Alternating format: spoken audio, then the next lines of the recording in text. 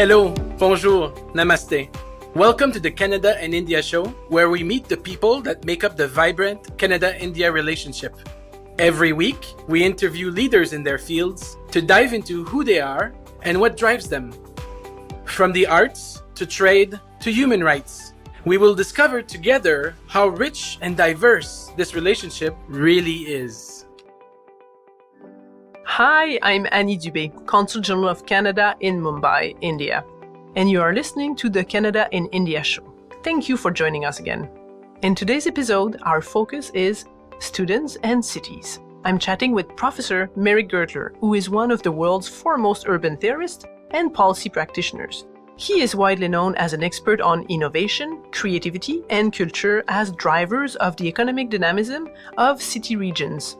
He was recently in Mumbai, his third visit since assuming the role of President of the University of Toronto in 2013. He was here to promote student exchanges, advance their partnership with Tata Trust, reconnect with their alumni, and support their School of Cities project. Welcome on the show. How are you doing? I'm great, and thank you for inviting me. It's a real pleasure. You're visiting India. It's not your first time, but what is the purpose of your visit this time? Well, we're here for a number of reasons. You're right, it's not my first time. This is my third time since becoming president 5.5 years ago. And we're here a lot. If I'm not here, we've got deans here, we've got faculty members here, we've got students on exchange. We're here really to promote all of that. We're here to recruit more students from India because they are wonderful and we would love to have more. We're here to meet with our alumni. We are here to advance a really interesting partnership with Tata Trust. Tata Trust is very interested in the work that we've been doing on cities. And we have been working with Indian institutions like IIT Bombay on research partnerships to help solve urban problems. And as a result of those conversations, we started with IITB several years ago. Tata Trust became quite interested in funding and supporting a U of T School of Cities center here in Mumbai, which gives us a physical presence and allows us to work with not only IIT Bombay, but with local governments, metropolitan governments in this region, and ultimately elsewhere in India to help them tackle some pretty interesting and big challenges around cities and urban development.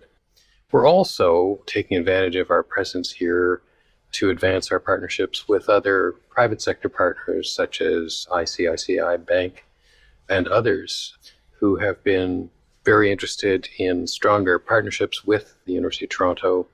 And so we're here to develop that and also talk to some new partners. So lots going on. And I'm speaking at a kickoff event that we are running with Tata Trust on urban livability, really to help announce this new partnership and advance it in a really major way. So you have a few objectives during your trip, one of them being the recruitment of Indian students. Why do you think they are interested in Canada and specifically the University of Toronto? Well, first of all, reputation is very important. And we've been doing a better job of telling prospective students in India and their families about how good U of T is. I think the University of Toronto consistently appears in the top 20 or 25 institutions worldwide in global university rankings. Amongst public universities, we were 9th last year in the world in the Times Higher Education ranking, in the company of Oxford and Cambridge and Berkeley and UCLA and ETH Zurich and great public universities like that. So we've been getting that message out a little more clearly and consistently, and reputation is very important in the Indian market. We also make it very clear how strong we are in so many different fields. So traditionally, Indian students are very interested in the so-called STEM disciplines, engineering and sciences, and also in commerce. And in all of those areas and more, we're very, very strong. Computer science is another area of obvious interest to Indian students, and Toronto has one of the world's great computer science departments. We're particularly well known for our work in machine learning, AI more broadly.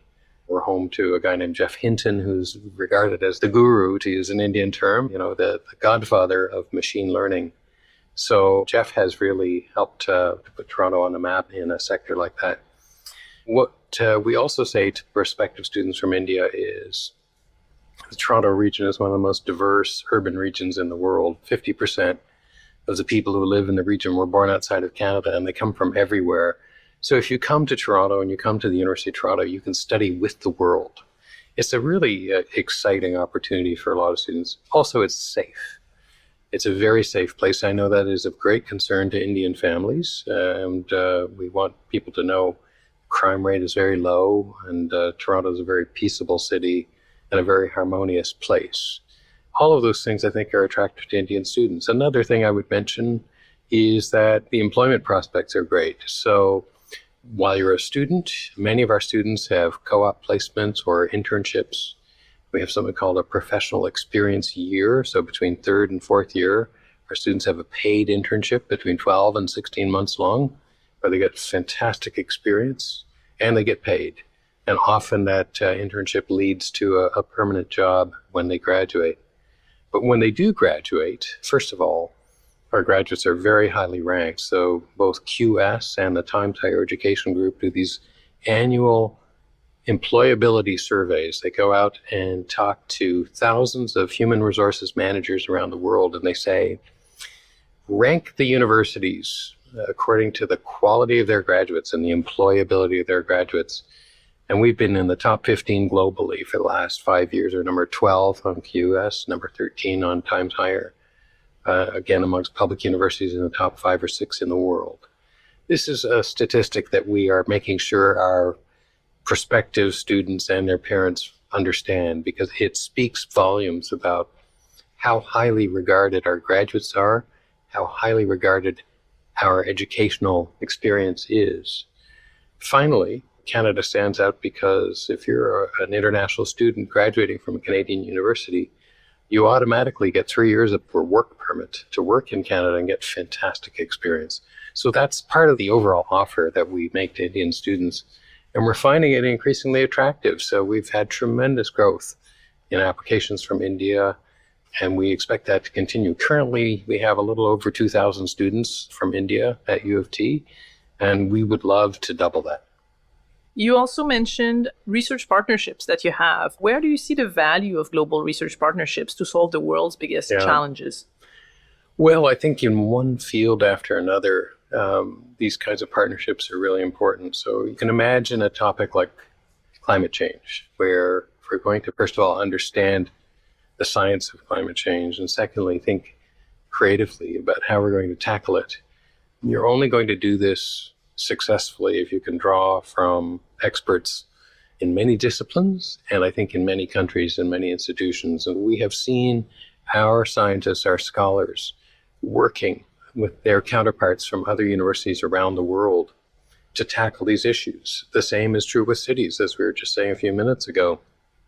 You know, you can learn a lot by making comparisons across different cities around the world. Mumbai has been doing some interesting things that Toronto can learn from, and vice versa. And so we find that these global partnerships are becoming increasingly important, not only to come up with great answers to some of the world's most pressing challenges, but also to generate scholarship that is increasingly influential. So we can measure this by tracking how often scientific papers are quoted, are cited by others around the world. And what we find is that when our scholars engage in these global research partnerships, the work that they publish is being read and being cited more frequently by others around the world. And the reason is because the quality is really good, and because the findings, the insights are really excellent. So whether it's about making an impact in your academic circles, or more broadly making an impact in actually moving the needle on some of these really tough challenges, these global research partnerships are critical.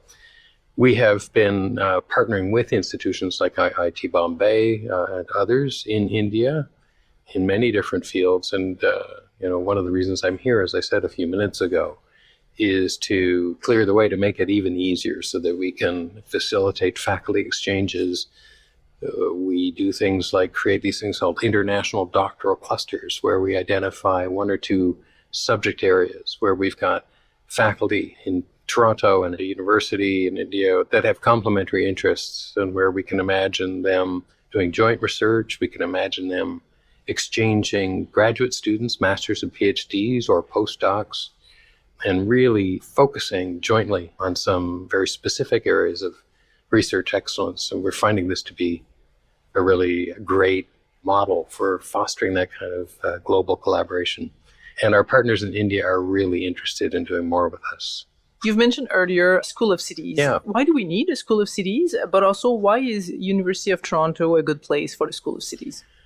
Well, we need a School of Cities because the challenges that cities present us with on a daily basis are multidimensional in nature. Let's think of transportation, congestion, or affordable housing.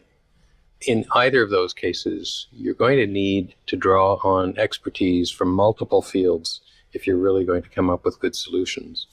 So, you can tackle transportation congestion as an engineering problem, but if you don't understand the behavior of individuals and how they make choices on a daily basis, should I use my car? Should I use public transit? Should I use Uber or some other ride-sharing service? Then you're only going to get a partial understanding of the problem. So we need to bring together scholars from across many different disciplines to really understand these problems properly and come up with viable solutions. You need economists, you need engineers, you need city planners and architects, you need public health experts, you need environmental scientists to consider the sustainability issues, which are, of course, in the Indian context, very, very pressing. You need other social scientists who understand poverty and social polarization and how you overcome those kinds of challenges in cities. So that said to us that we need to draw from all of these different disciplines and create a new platform inside the university for this kind of interdisciplinary collaboration. We've got great departments of economics and geography and architecture and all those other disciplines that I mentioned. But we found that it was too difficult for scholars in those individual fields to work together. So by creating this new School of Cities, it's kind of a big tent model where we invite scholars from all of these different disciplines to come together and work jointly on some big problems. Now, why is U of T a great place to do that? A couple of reasons. First of all, when we started actually counting up the numbers of faculty members who work on cities in all of these different disciplines, well, at first we thought it was something like 200 or 220. When people started putting up their hands and saying, I'd like to get involved, it turns out we had more than 400, which is an amazing critical mass. But it was a situation where the whole was less than the sum of its parts. And now we're hoping that we can reverse that and make the whole greater than the sum of its parts. So we've got breadth and depth. Secondly, Toronto is such an interesting urban region. As I mentioned a few minutes ago, region of 6 or 7 million people, half of them were born outside of Canada, and they do come from so many different countries. So it's such a rich and diverse kind of social experiment. It's one that has worked very well in the past, but it's one that is facing challenges now. So, for example, we haven't kept up on infrastructure investment, and we're seeing commuting times growing, some of the longest commuting times in North America, which is a surprise given that, Toronto for many years prided itself on having this wonderful public transportation system. It's still wonderful, but it has not grown at the same rate that demand has grown. And so if you try to get on the subway in the morning, it's very difficult. You can stand on a platform and wait for 5 or 6 trains to go by before you can get on a car. So we've got some serious decisions to make about upgrading and expanding our infrastructure.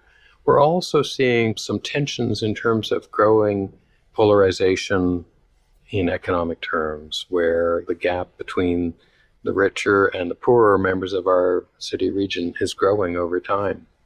This can be linked to changes in the economy, changes in occupational and industrial structure. And so it is forcing us to ask questions like, what are the social institutions that can help reverse some of that polarization? Things like public schools, the quality of the state school system, which has traditionally been a kind of leveling influence. It has enabled anybody to achieve great things in their lives and their careers, by giving them a high-quality primary and secondary education. It's looking at things like how well we connect neighborhoods that are farther out of the center of the city to neighborhoods that are more central, where there might be concentrations of employment. If you're trying to give people opportunities to advance themselves, but they can't get from where they live to where they might want to work, that's a challenge. So these are an example of some of the interesting challenges that a city region like Toronto offers up as a living laboratory for policy work. I guess the other reason that U of T is such a great place for this is because of our global networks. We are connected to Mumbai, and we want to leverage those networks so that the work that we do in Toronto is informed by innovations that are happening in a city like Mumbai or Delhi. So for all those reasons and more, I think U of T is a really great place to be doing this. We're talking about studying cities. What strikes you most about the cities you've seen in India so far? Well, I think the first thing is the energy, the dynamism. It's just palpable when you come here. And it's particularly evident in Mumbai, but it's also evident in other Indian cities. There's just a vitality here, which is so stimulating. And it just reminds you of why we have cities. Cities are places that facilitate economic and social interaction. They're places that enhance the productivity of economic activity. They are increasingly places that generate innovation. And you can see that in a city like Mumbai, whether it's in film and cultural industries or in financial services or in other service activities. There's just so much innovation here. So that's the first thing. Second thing is the contrast between rich and poor. And again, Mumbai is a great case in point here, where you've got striking divergence of economic well-being. And what is unusual about Indian cities is how closely together geographically, very wealthy people and very high-income neighborhoods, cheek by jowl next to very, very poor neighborhoods. So that kind of geographical juxtaposition is unusual when you compare it to cities around the world.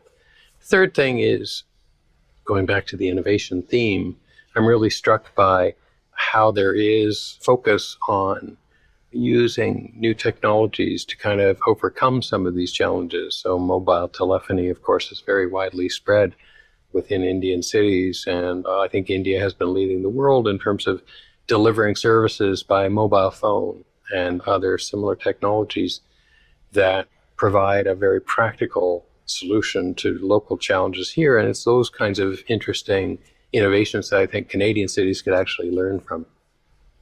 Any books you read recently that either gave you a window into India or maybe related to your current work between India and Canada? Well, there is a wonderful book by Jane Jacobs that I keep going back to from time to time, Cities and the Wealth of Nations. Jane Jacobs, who was a prominent Torontonian, transplanted from New York City to Toronto around the time of the Vietnam War. She moved there because her sons were of draft age and she didn't want them to be drafted to the army. So she moved to Toronto, as many Americans did at that time, for the same reason. And she was a gifted amateur, really a journalist, not an academic, but she had this wonderful ability to understand cities, what makes them tick. And she very perceptively recognized that the prosperity of countries like Canada or India would rise or fall on the strength of their cities. She was one of the first people to really make this point. Now, of course, it's a sort of obvious point that we take for granted, but it wasn't when she wrote that book. And I go back to it often because of its ability to really capture this sort of quality of cities as sites of innovation and sites where new ideas are hatched. One of her most kind of striking ideas is that old buildings in cities are really good spaces for hatching new ideas.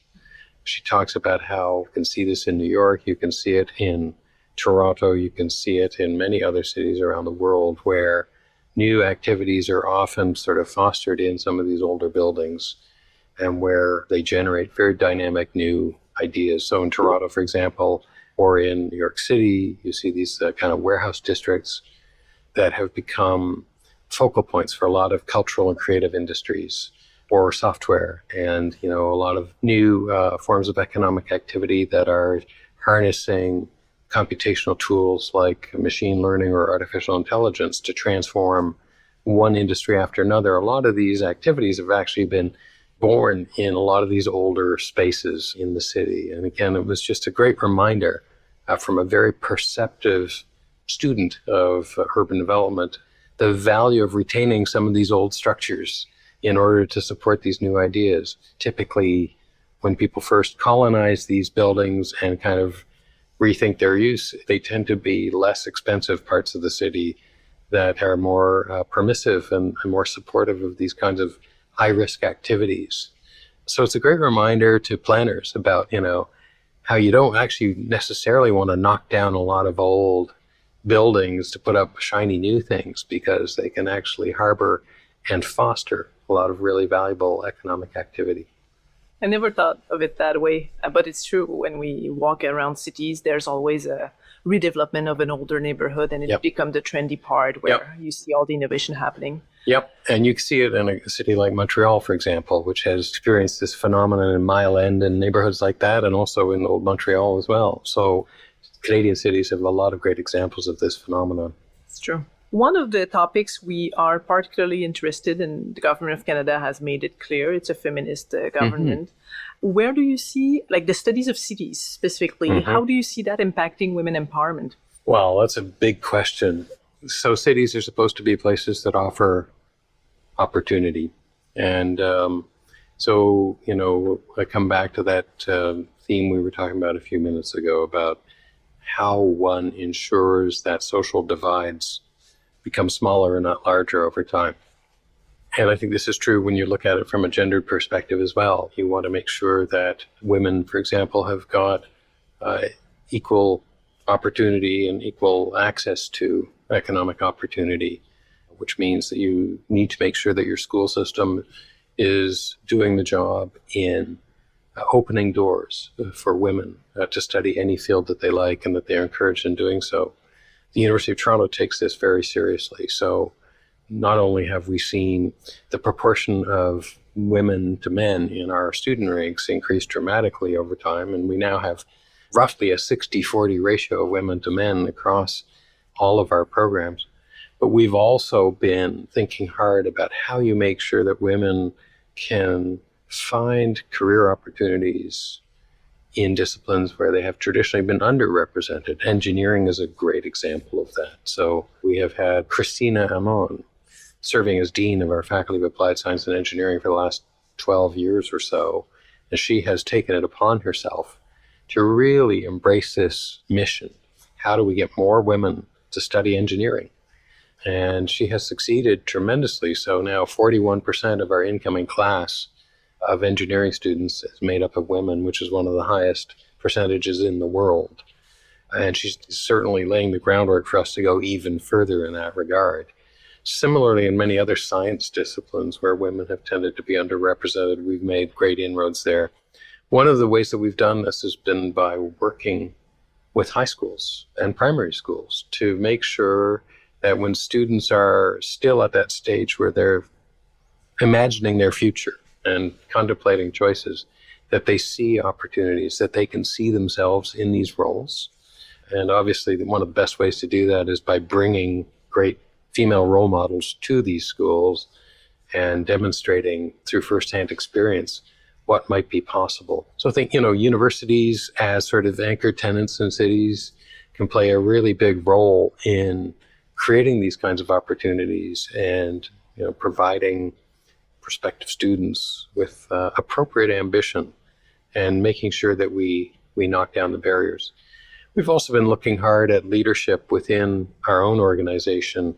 So we've just appointed a new Dean of Arts and Science. We'll be starting in July 1, Melanie Wooden. She's only the second woman ever to hold that post in the history of the university, but we thought it was time to have another.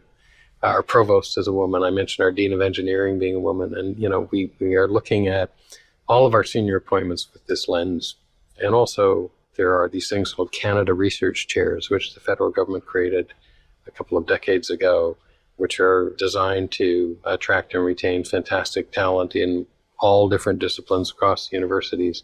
Just recently, we've been working very closely with the Honorable Kirsty Duncan, the Minister of Science, to advance the position of women in those Canada research chairs and to make sure that we break down all of the barriers that might still exist to facilitate the appointing of women in those roles. Again, easier to do in some disciplines than others traditionally, but especially in fields like science and engineering and medicine, we're bearing down to make sure that we do a better job there, and we have been able to move the needle. Those are just a few ideas of how we do this.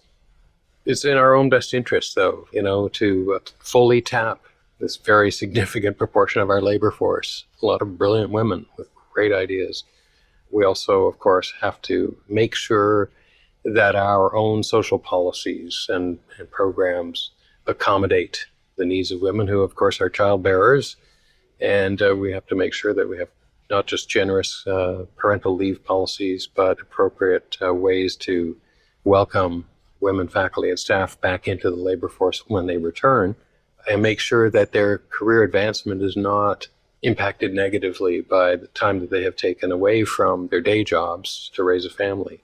So this is something we've become much more conscious of, and I think have been much more effective in managing over the last few years. But it takes continual attention and recognition of the importance of these kinds of objectives and very strong signals from the top of the organization that this matters. I know you have a very busy schedule in your time here in Mumbai, so any last recommendation for any organization wanting to come to India? Well, I guess my biggest recommendation would be to come here often. It's really important to establish and maintain interpersonal relationships with your partners. In our case, it could be educational institutions, it could be government agencies, it could be foundations, it could be private sector organizations. In all of the above, that kind of face-to-face contact is really important. And I mention that as an economic geographer myself, someone who's been interested in the role that location plays in promoting economic activity. You would think on the face of things that with digital media and information technology that remote interaction would be a suitable substitute for actually being there in person. Well, it turns out that it's not. And it's especially so in a country like India, where that kind of physical presence is so important, not only because it allows you to understand one another and the kind of nuance and trust that you have to build is easier to do face to face, but also just symbolically, by being here physically, your presence speaks volumes about the importance that you place on your relationships with a country like India. So that would be my overriding message. Thank you so much for joining us today on the show. I really appreciated your candor, and I'm looking forward to continuing supporting University of Toronto. Well, thank you, Annie. It's such a great pleasure. Okay, that's it for this week. I hope you enjoyed the episode. Don't miss next week's episode where we speak with Melissa Frackman, an investor in fintech who started her own fund to meet the demands of India's economy. She's from Vancouver and describes herself as proficient in Hindi and Mumbai traffic. Join us next week. We are thrilled that you shared this time with us today. We'd love to hear from you. Connect with us on our social media channels. On Twitter, Facebook, and Instagram, we are at Canada in India. You can listen to all our episodes wherever you get your podcasts, so please do subscribe. Thank you. Merci. Dhanyavad.